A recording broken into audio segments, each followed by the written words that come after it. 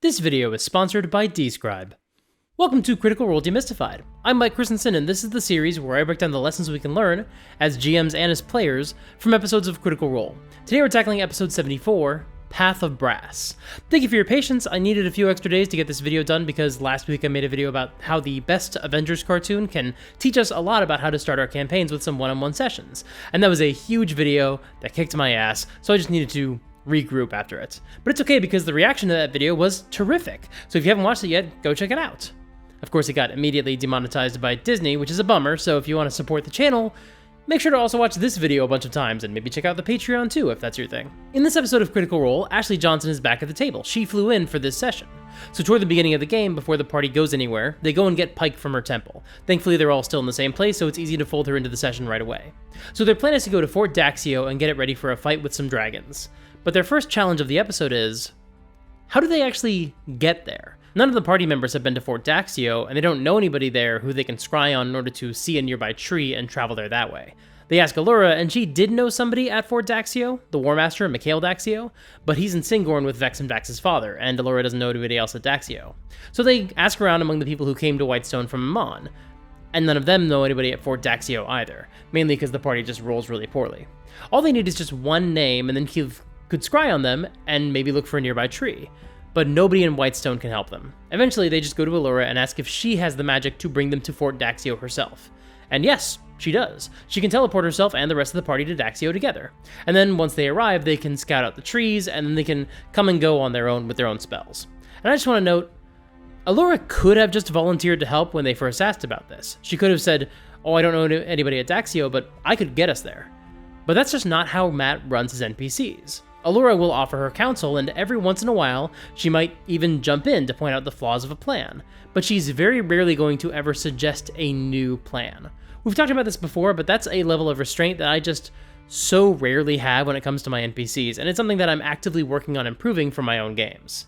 Now, I will say, this can run the risk of feeling frustrating to the players. If you were sitting on an answer the whole time and you didn't volunteer to help, why not? What's the matter with you?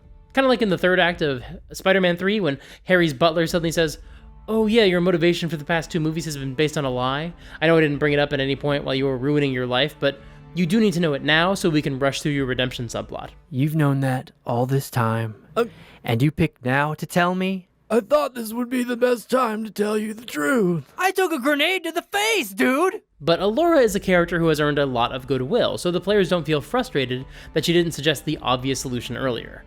But also, perhaps more importantly, this is how Matt runs a lot of his NPCs, so his players know to expect this. It doesn't make them frustrated with her, or resentful toward her, or suspicious of her, or any of the other reactions players have when NPCs don't drop everything and volunteer to help them out of the goodness of their hearts with no prompting, because Matt has spent years telegraphing that this is how his NPCs function.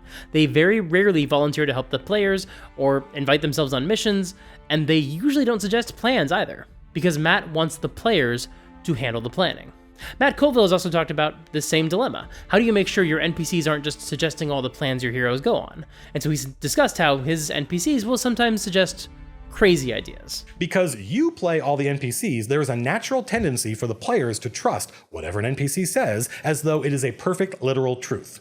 How could it be otherwise? It came from the DM. So I make sure to have the NPCs behave in character. The dwarf NPC recommends they charge in and attack the black dragon. The players stop and think, wow, could we really do that? Could we win? They ask the dwarf and he says, what better way to die in battle than against an impossible foe? Because my dwarves are basically short Klingons, and the players immediately think, die? Okay, do not listen to this guy. That's a very different approach, but the end goal is the same. It's keeping the players in control of what their characters are going to do, and not stealing their agency by having an NPC dictate what's going to happen. So Allura teleports them all to Fort Daxio, and Keyleth scopes out some dead trees a little bit away from the fort, which they could use in the future to return here. And Daxio is this big, imposing fortress. In fact, everything about it is big and imposing. Certainly nothing here would be underwhelming or embarrassing. As you guys begin to approach the gate, you hear a small horn just kind of give off this arrival notification, this but like deeper and much cooler sounding than that. Because I'm not a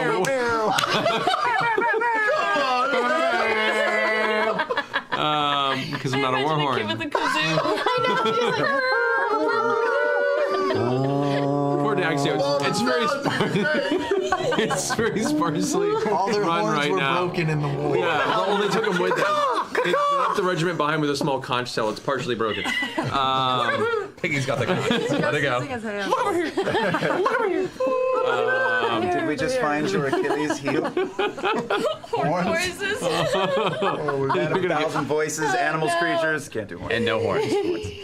We're bringing in D. There it is. There you go. You have it. I don't do horns, they sicken me. This is definitely one of those moments where we shouldn't compare ourselves to the cast of Critical Role. I don't play that card very often. I try to instead focus on the aspects of their style that we can replicate at our own games, or at the very least learn from. But sometimes we have to address it. Because I know some people see the cast of Critical Role giving each other a hard time, or teasing Matt for not being perfect, and they feel discouraged. They feel like, if Matt is so good at sound effects, but he still gets crap for a subpar horn sound, then why is it even worth trying to be a GM when you're not even as good as Matt Mercer? And I've said this before, but it bears repeating. The only reason Matt gets crap for doing a subpar sound effect is because he's famous for doing incredible sound effects. If that's not your skill set, you're not going to draw that same level of criticism. Like, obviously we can talk about the fact that Matt has been doing this for a long time and you're not going to be that good when you first start out, but also, even setting that aside, his excellence at the skill is the only reason he's getting any crap at all, because this is unusually and uncharacteristically weak for him. Also, this is just the dynamic that Matt has with his players. They give each other a hard time about a lot of things, but it's all in good fun. If you don't think you'd be able to handle it if your friends talk to you that way, then the good news is that you're in control of who comes to your table. In fact, I'm going to guess that if this style of joking would upset you, your friends probably already don't do it, because you're probably not friends with the type of people who do talk that way. And if you are friends with people who like to razz you like this, just ask them to be gentle as you start GMing for the first time. And if you don't think that they're going to be able to tone it down for the game, maybe just don't invite them to play. So, the party enters the fort, and Allura is able to use her position on the Tal'Dorei Council to get Vox Machina a private audience with the woman running the fort, General Ellie Gorgathon. But I really like Ellie because she has no interest in being the person in charge. She just wants some word back from Daxio, since he is her commanding officer. In fact, she didn't even know that Singorn was in the Feywild. She's completely in the dark. They've also got only 250 soldiers here, and they're running out of food. Vox Machina pitches their plan to draw Thordak here for a fight, and then they start discussing logistics. Well, we can get to work, we can get people in, we can start making this place ready, and we can start making a plan. We have a lot of power and a lot of energy at our disposal. Yeah, it's a montage waiting to happen. How soon do you imagine this to transpire? The montage? Oh, we can get started right now. No, I mean, call... Wait! She waves her hand and interrupts the montage. Wait. And speaking of logistics, one of the players is keeping track of some logistics as well. Oh, shit. I Shitballs. feel like chicken I tonight. can't. Chicken tonight. Is the mansion disappearing? We talked about this. Sorry. Oh. I had an alarm to take off my shirt. Pornhub. Oh, no. you did. I have to wear 4 shirts tonight because of reasons. Really? Yeah, it's an anal thing. I've worn 70 different shirts on 73 episodes of the show. So if I wear 4 tonight, that's 1 for every episode. Oh my god. Oh, wow. No, that makes sense. That's time well spent. Thanks, Mark Summers. I appreciate that. Believe me, Sam. I understand you. Anyway, logistics. Unfortunately, Keyleth's plant growth spell won't be able to grow any food here, since there's no existing plants to strengthen. The soil's too barren. However, Scanlan can use the mansion as a soup kitchen every day they're here to help ease the drain on the fort's resources. So he conjures the mansion in the mess hall and feeds the soldiers, while Keyleth starts creating underground bunkers to make some more defensible places to hide their allies. Percy reviews the counter-siege equipment, the trebuchets and the like. There are 15, but 12 of them are not even functional anymore. Fort Daxio hasn't been under attack in almost 200 years, so the siege warfare is in serious disrepair. General Gorgathon also says, even our budgets are limited, so I get the sense that Amon maybe just isn't sending enough money to Fort Daxio to keep their equipment maintained. And why would they? Nobody's attacking them. So Matt tells Percy that each piece of equipment would take some tinkering checks, some borrowed hands for manpower, and 8 hours of work, and with all that, he could repair one of these per day. And this just brings me back to when Percy was trying to work on a similar project back in Westron, when he was forging the gigantic chain. In that episode, Taliesin and Matt just didn't seem to be on the same page about how well Western's resources could handle the scope of the work, and so Taliesin was asking about doing something that was vital to their plan to slay Umbrasyl, but Matt was trying to figure out how to adjudicate it without compromising the realism of the world. Now here we have a similar situation, but this time Matt was ready. He preemptively just told Taliesin, if you want to repair these, this is what it would take, and this is how long it would take. And Taliesin can nod and think about it, and then decide whether or not that's the best use of his time. And obviously this isn't exactly the same thing. First of all, last time, Taliesin was pitching a brand new design for a trap Percy was inventing, whereas this is just a straight up repair of an existing design. Second of all, back in Western, they were expecting to fight a dragon in less than 48 hours, whereas here they're not expecting Thordak to attack anywhere near that quickly, although more on that in a minute. And third, in the Western scene, Taliesin was actually Skyping in from Hawaii, so that always makes any communication a lot more complicated. But still, having Matt open the discussion by saying, this is what it would take to do this, makes the interaction go so much more smoothly. It's a very little thing, but it still makes all the difference. Now at this point, they return to the idea of running to the fire plane and getting Pike's vestige before the fight at Fort Daxio. Grog is really gung-ho to try, probably because Ashley is at the table. But he also makes it a case that they've got a good rhythm going. Kill a dragon, go get a vestige. Kill a dragon, go get a vestige. This feels like the right time to make a run at getting another vestige. Plus, Keyleth thinks there could be valuable intelligence in the fireplane about the Ember Seed that fuels Thordak's power. And Percy says they should have time since it will probably take a week to get the fort ready. I assume they're talking about repairing the counter-siege equipment, as well as for all their allies to get to the fort. But this is what I was talking about earlier. Allura doesn't make suggestions, but she will sometimes step in when the GM needs to remind the players about something. So, Allura chimes in and says they might not have a week. They have as long as it takes for Thordak to learn about Voragol's death. That's it. If you want to spend that time prepping Fort Daxio, or you want to spend it in the Plane of Fire, that's fine, but just be aware, you need to prioritize. So the party starts discussing who they might want to recruit for the fight, who are the allies they want to call in. But the problem is they don't have a way to reach all of these allies, and not all of them are even solid bets. Singorn is the big one, since Iman's armies are there, and Singorn has their own soldiers. And Allura can send them a message magically, since she knows Mikhail Daxio and Sildor, Vex and Vax's father, so she can actually recruit them from the fort. The werewolves are also in the Feywild, so our heroes ask Allura to pass along a message to Sildor to have them try to recruit the werewolves. Though that feels like kind of a long shot. Other allies they'd like to reach out to include the Ravenites, because they've forgotten that Tuma didn't say that she was 100% going to fight with them. She still needs to be convinced, and they forgot about that. The Slayer's Take, though they probably wouldn't help without a bounty being involved. The Herd of Storms, though they don't know where to find them. Jaman Ta'ord, although there's no need to send Jaman a message magically, because Jaman will be summoned instantly when Scanlan plays the brass flute. The Platinum Sanctuary, the Church of Bahamut in Vasselheim, although last time the party spoke with them, their attitude was very much, fuck you got mine. Earthbreaker Grun, he seemed like he might be willing to help, and he's in Vasselheim as well. Craghammer, since they're so close to Fort Daxio and Amon, although I think the party's forgotten just how hard it was to get the people of Craghammer to do anything for them. It was like drawing blood from a stone, pun intended. And the Air Ashari, although Keyleth doesn't want to recruit the Fire Ashari since they've lost enough in the war with Thordak already. And it would also be nice to get the Stone Golem Fastbender, who is currently in use defending the people of Western. So, those are the allies they'd like to reach out to, if they had the time. They also wonder what might happen if Thordak sends more minions rather than coming himself, but they conclude, if that's the case, then we'll kill those minions. And eventually Thordak will have to leave Amon and come here himself. So Allura sends messages to the troops in Singorn, since that's the only faction she can actually reach out to. And since supplies and soldiers are en route to Fort Daxio, the players basically decide there's nothing else they can do for the fort until their allies arrive. Plus, if Thordak sends forces scouting for Vox Machina, it would probably be best if they were on another plane of existence, so the fort doesn't get destroyed as collateral damage. So they tree stride to Pyre to recruit Serkonos, since he might be able to be their guide in the Plane of Fire. They're hoping that they can just cross into the portal through the fire plane and walk to the City of Brass and save themselves a spell slot. However, Serkonos tells them that once they enter the fire plane through the portal, the City of Brass is a 3-day walk.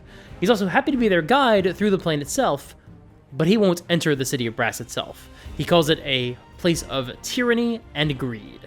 And he also says that he won't be any use to them in the city itself because, I imagine partially that's because he's a fire druid and he would be using fire magic on people who live in the Plane of Fire, and that's probably not going to be a lot of help. But also, he's just afraid of the city and he doesn't want to go in. This is a fantastic move from Matt to once again put some boundaries up so the party doesn't just recruit another powerful NPC to join the mission indefinitely.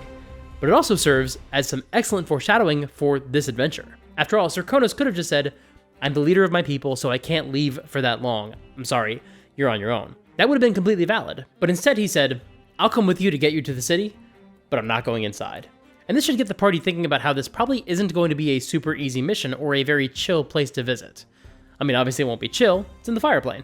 So they decide to just go to the city directly via Keyleth's spell and ask Serkonos to send a message to the Arashari, asking them to travel to the rendezvous point for the Thordak fight. And then they travel to the Plane of Fire, and I love the way Matt narrates this scene. As Keyleth concentrates, you feel the already warm air of the cauldron of this volcanic mountain. Suddenly you feel a blast of heat just surround you, this whirlwind of hot air that causes your eyes to close instinctually. You feel the edges of your skin, the hairs begin to curl, your brows begin to singe, and as you close your eyes instinctually, you open them again, and looking around you see a familiar, broken landscape of shattered stone rock, reddish and iron-like in coloration. You see various stone obelisks that are jutting out of the ground from what looks to be broken and, at some points, seismic earth that have been pushed up from underneath, where gouts of flame occasionally spill out and burst into the sky. The air itself carries this kind of sulfuric and ionized scent to it. You can see what looks to be darkened clouds of smoke and soot that slowly kind of shift in the distance. Way off towards the horizon, what looks to be almost the equivalent of a darkened storm in the distance, except it's just a sheet of roaring fire, just taking up an entire quarter of the skyline, miles and miles and miles away from you. You don't know if it's coming closer or further away, but it's frightening. As you glance over your shoulder, you see behind you a glimmer of whatever sort of source of light this land takes into itself, reflecting off of dozens upon dozens of reflective metallic buildings and towers and domes, and one large dark metal wall that surrounds the exterior. You see upon this what you assume to be the City of Brass. And that's where we'll go and take a break.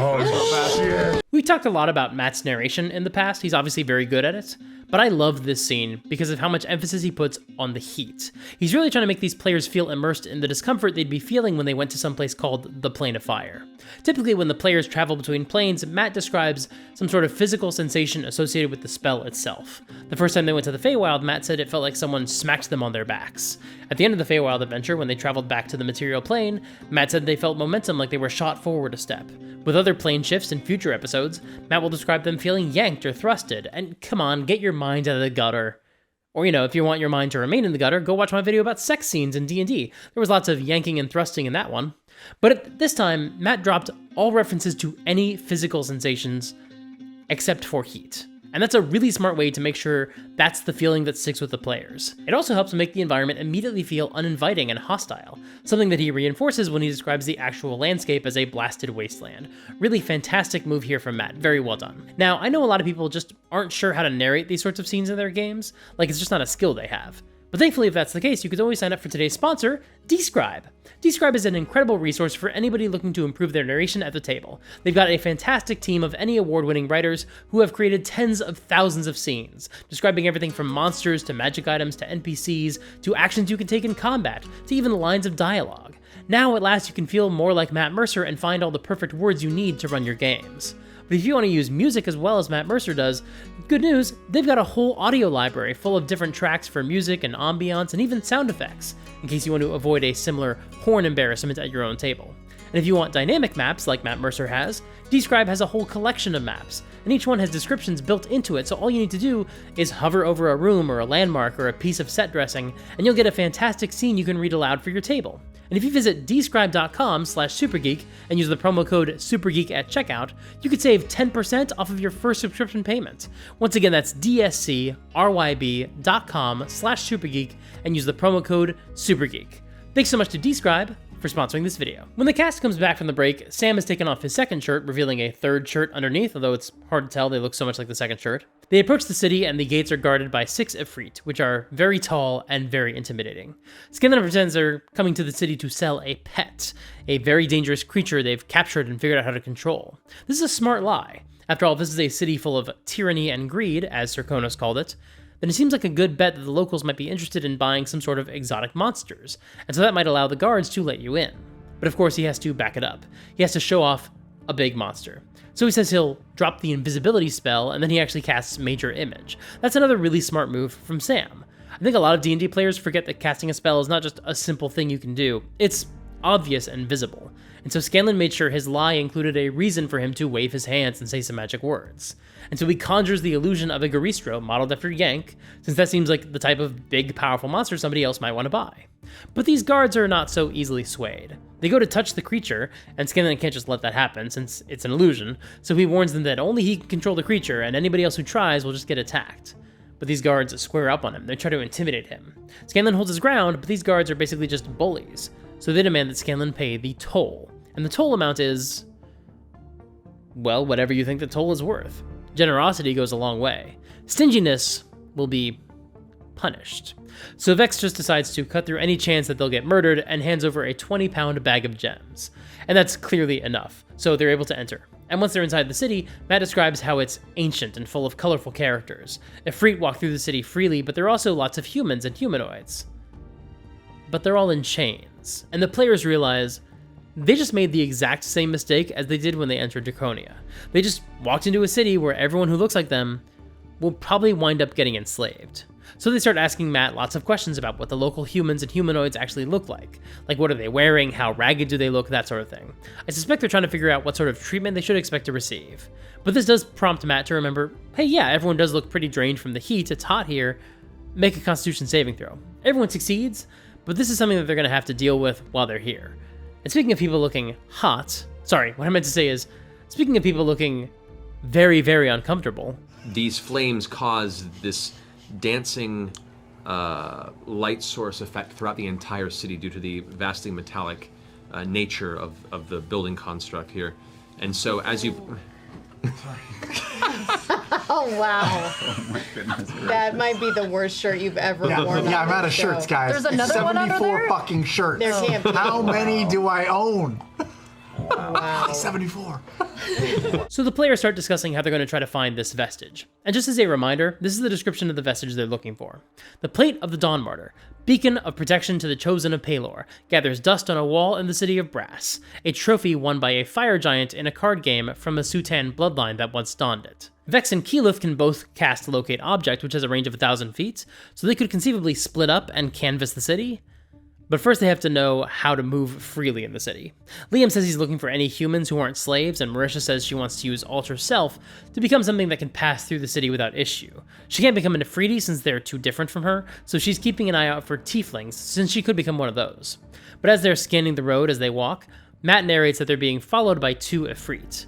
But then Matt does give them what they're looking for. He describes how the party sees 2 people, a tiefling and a strange humanoid they've never seen before. It's a fire genasi, but he doesn't just come out and say that, which I like, because it makes the fire genasi feel a little bit more rare, and not just like another ancestry that's commonly known or recognized, which I like. And both of these humanoids are wearing white and gold robes. Vax approaches them and says he's new to town, which he knows sounds insane, and then he asks to talk to the 2 of them for just a minute. Literally all he wants to do is say, how can you walk the streets freely? That's it.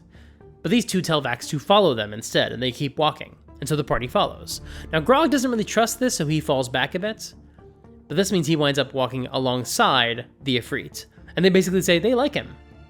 They're gonna keep him.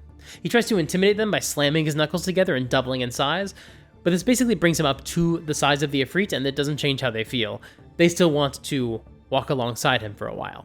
Grog also tries to pretend to be deaf, and setting aside the fact that this is obviously not politically correct, and even in the moment they realize it's a joke that's probably in poor taste, even setting all that aside, this isn't even really a plan, it's just a knee-jerk reaction. Sometimes players do stupid things because they think they're trying to be clever. I think he thought maybe it would make him seem like more trouble than it was worth, like it would be harder to command him or control him. Anyway, it doesn't work, obviously. Pike and Scanlan fall back to help Grog, saying they need to go to the Temple of Pelor in town. And the Ifrit just say, okay, we'll take you. Just walk with us. The Tiefling and the Genasi see all this happening, and they duck into an alley, followed by Percy and the Half-Elves. And Percy calls to Pike and Scanlan and Grog over his hearing and suggests they describe how they're meeting their owner. After all, he figures that these Ifrits are only trying to abduct the party because they think no one will come looking for them. But when Pike tries this line, it doesn't work. Like, there's not even a roll. And I like this from Matt, because by not allowing a roll, he's basically telling them that the Ifrit cannot be reasoned with by just hitting them with a lie about having an owner. And that means that it doesn't matter whether or not the Ifrit believe that there's an owner. It means that they don't care at all if there is one. They literally are just going to abduct our heroes, and nothing's going to stop them. Or, I mean, I guess it's also possible that there is no Temple of Pelor, and so they've already established that the party is liars, so nothing they rolled would hide the fact that they were already in the middle of a terrible lie. Or I guess the third option is that there is a chance that they are actually taking the party to the Temple of Pelor, but that seems unlikely. But this entire interaction is really important to include because Matt needs to make it clear to his players exactly what the stakes are when they're in the city. He's basically saying, one does not simply walk into the city of brass. The party will have to find a way to move around the city and accomplish their mission without being press-ganged into slavery by every town guard they pass. But first they have to get themselves out of this situation. Keyleth becomes a tiefling and tries to say that these are her slaves, but she has terrible deception. No modifier at all, so just with a flat roll she gets a 9. Scanlan casts a Dominate Monster on one of the Ifrit and tries to get him to convince the other to let him go, but since that's something his buddy would never say, this just alerts the uncontrolled guard to the fact that Scanlan cast a Domination spell on his partner. So Scanlan just makes his new friend attack the other Ifrit, and they start brawling in the streets as the party turns tail and runs. As they fight, Matt narrates that one of the Ifrit begins to cast a spell and transforms into a gaseous form.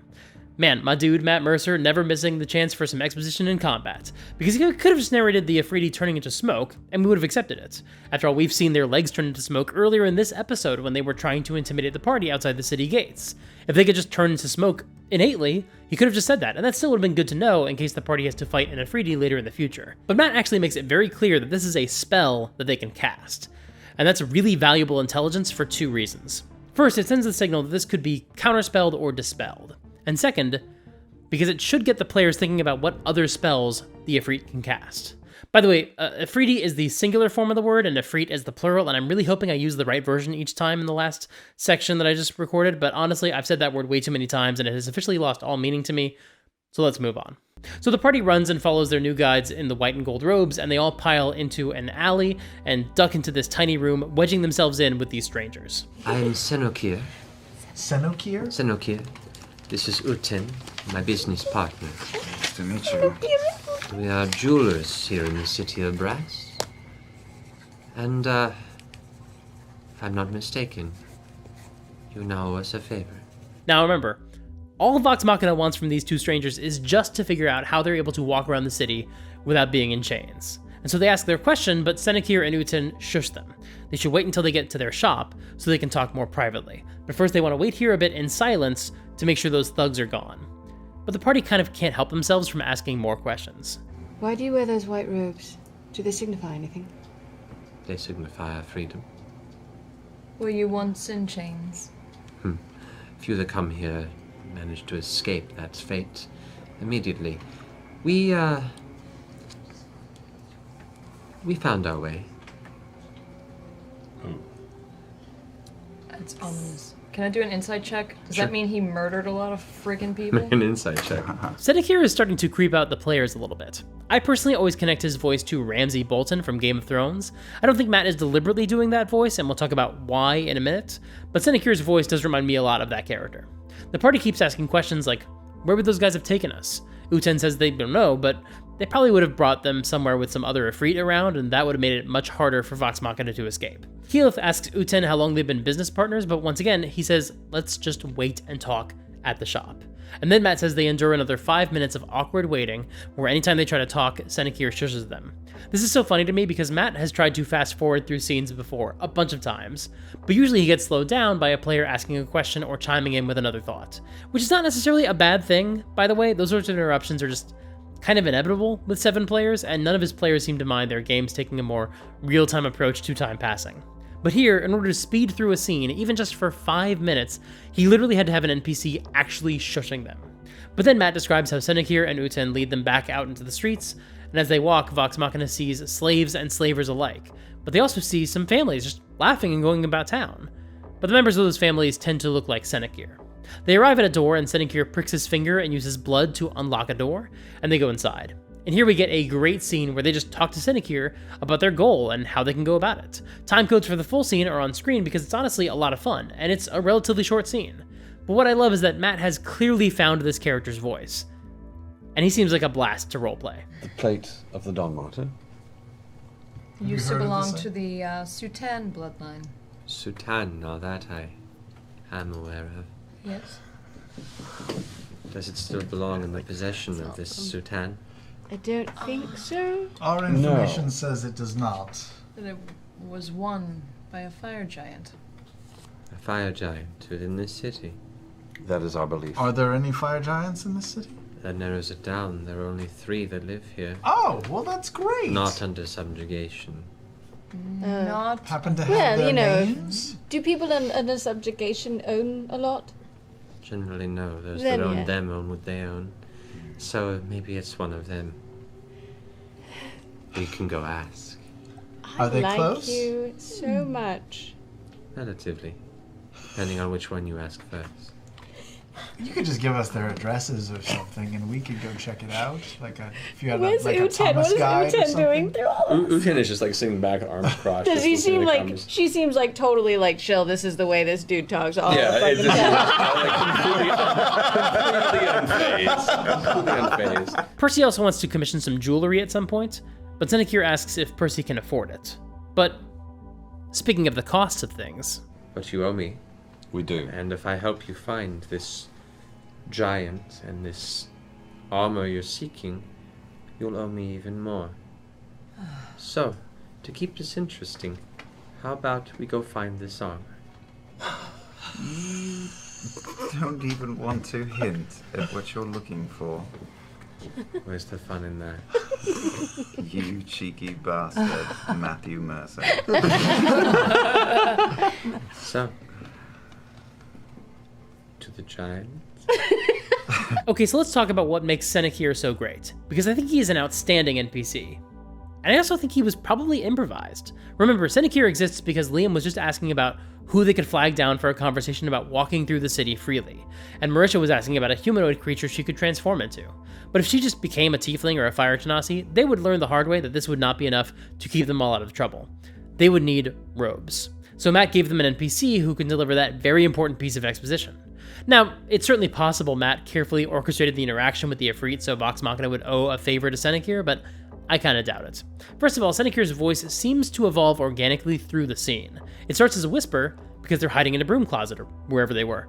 But then Matt starts changing the cadence, making it feel more unnatural, because Senokir isn't from the material plane, and so he should sound a little bit alien. This cadence also puts the party on edge and makes them not sure if they should trust him, since he sounds creepy as hell. Which is good, because this helps to characterize the city. Even someone who seems to be really willing to help them is still very sinister, because the whole city is sinister. And I think we can see Matt find this voice as the scene goes on. And the moment he's got the voice locked in, Senokir takes center stage in the scene, and Uten hardly says another word. And this is a good trick in general. It's helpful to have just one NPC do the talking. It's a lot easier for the players and for you. But before, it seemed, to me at least, like Uten was going to be the primary person they were speaking with. But once they're in this cramped room together, it becomes the Senokir show. But my second argument for why I think Senokir is improvised is that he doesn't tell them yet what favor he's going to ask them to do for him. And I think it's because Matt doesn't know yet. We saw the same thing happen with Garmelie in the Feywild. The party made a deal with Garmelie, and he didn't tell them what he wanted them to steal until they got to the next episode, after Matt had a chance to figure out what sort of items made sense for Garmelie to ask for, and what would make for an interesting adventure. Now, I should say, this could still be a trick that we pull for our games as something that we do deliberately and plan it out in the future. It would still be a fun tactic that would maybe benefit our games. After all, it is harder to get the players to agree to a deal if they know all the terms and don't like them. If you just say, nah, you give me what I want when I ask for it, but for now I'll help you, and that's all the players know, well, that weirdly might help the players like this NPC, because all the players know is that the NPC is helping the party get what they want. Players like NPCs that are willing to help them. This approach also makes the players believe they have some negotiating power. After all, if Vox Machina doesn't like the deal, they could just leave this plane entirely, and theoretically there would be no consequences. This approach also helps keep the story moving. There's no room for negotiations because the NPC isn't interested in negotiating. So that shaves off a ton of time because the party can't make any appeal to what the NPC wants. We're just moving on with the adventure and we'll discuss terms later on. This also makes the NPC more mysterious and adds more tension to their interactions with the party. Yes, I know I just said that this method makes them like the NPC, but also adds tension to the scene, but I think both are true. Players are very straightforward. They'll know they shouldn't trust someone, but as long as the NPC is helping them get what they want, the players might push aside a lot of those reservations and work with them anyway. Now, I should say, that's not true for everyone. This approach might not work for every group. You know your players a lot better than I do. but it certainly works for Vox Machina. The party kind of loves Senokir immediately. Senokir and Uten don't have any white robes to spare, and even if they did, it's not just enough to wear white robes, you have to be known to the authorities. But they do have slave chains, so Vox Machina can wear those out in the streets to avoid harassment. And this is where Percy offers one stipulation for Senokir's eventual repayment. Their favor does not include them. They're going to leave this city. They might come back and commission some work, but they are not part of the deal. And that doesn't seem to be an issue. Senokir says, that's fine. Vax uses his ring to become invisible, and Keyleth becomes a fire genasi, and the party asks Matt if this upsets Senokir. Like, is he trying to sell them into slavery, and Keyleth and Vax are messing with that plan? But no, Matt clarifies the chains just seem to be the only way Senokir can keep them from being captured. It shouldn't be an issue for Keyleth to be a fire genasi or for Vax to be invisible. So this also kind of helps the party feel like they can maybe trust Senokir, at the very least, in the short term. And with that, they head off to talk to the first fire giant, Waska. Is Vex chained? I am. Oh, I tweak her nose and give her a wet willy and then dart 6 feet back. Dick. Ha ha. Now come. Uten. Come. Such an amazingly creepy laugh. And also, what an interesting moment. Matt's little laugh there just implied that Senokir can see invisible creatures, and that's something that'll wind up being confirmed in the next episode, just off of this joke. Now, I don't think Matt realized that. I think he just made a joke about Senokir having a weird laugh, and then after the game, he probably said, oh shit, Vax was invisible. Okay, I guess Senokir can see invisible creatures. And this happens in D&D sometimes. You say something and then you realize, oh shoot, words mean things. I guess that's canon now. Although I don't think this was a huge issue for Matt, since, like I said, I think Senokir was completely improvised from the get-go. You can't convince me otherwise. I mean, unless Matt Mercer comes out and says that Senokir was in his notes before the session, that's always possible, and I'm prepared to be proven wrong. Thanks so much for watching. We'll be back in a little less than 2 weeks, actually, to discuss episode 75, Where the Cards Fall. The party will get a chance to procure the Plate of the Dawn Martyr, but can they actually succeed in getting their hands on it? Or will their stay in the fire plane get extended as they experience some more complications? No spoilers, but it's the second one. It's not going to go too hot. Well, that's not true. They're in the fire plane. It is specifically going to get too hot. Also, surprisingly, Ashley will be back. She thought she'd have to Skype in for the next game, if she was even available at all, but she's actually going to be here in person next time. What a pleasant surprise. And speaking of surprises... Hi, Odwick. I'm really surprised to have you here. You're in all of my videos now. Oh, I didn't mean me. I meant the surprises you have in store for the audience. Don't you have anything you want to tell them about? Yeah, I am actually hoping to get some bonus videos out in the next couple of weeks, schedule permitting. Don't you think they should know what kind of bonus videos you're planning? Well, I'm sure they'll appreciate the surprise. Everyone loves surprises, right? Maybe they would like to know that you've got some bonus Demystified videos coming out soon? Yeah. Look, Odwick, listen. I mean, after all, you've been putting out videos on weird days and pulling out some really strange videos, like an Avengers video that's not even gonna make you any money, and a video about sex scenes in D&D, the most niche topic ever. Hey, both of those videos were great. And so maybe you could give some thought toward making the videos your audience wants to see, like some more Critical Role videos. Just something to think about. I don't want to tell you how to run your channel. I'm sure you'll do the right thing.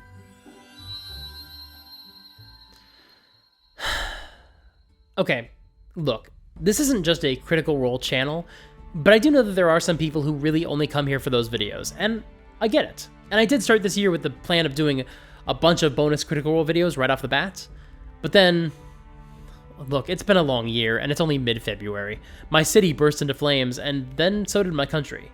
And so for the past few weeks, I've just been trying to get back into the rhythm of making videos more consistently. But I promise, if I don't get to any of them this week, I will have some bonus Demystified videos coming very soon. And I also know that my upload schedule has been kind of all over the place lately, but I swear, things are finally getting back to normal. I promise.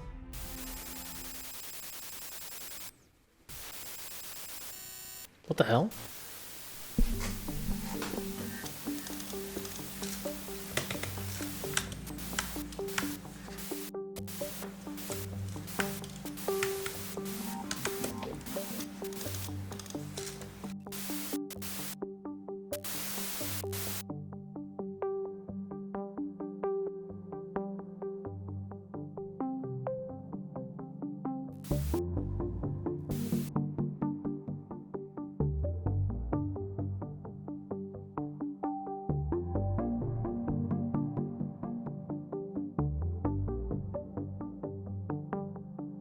you.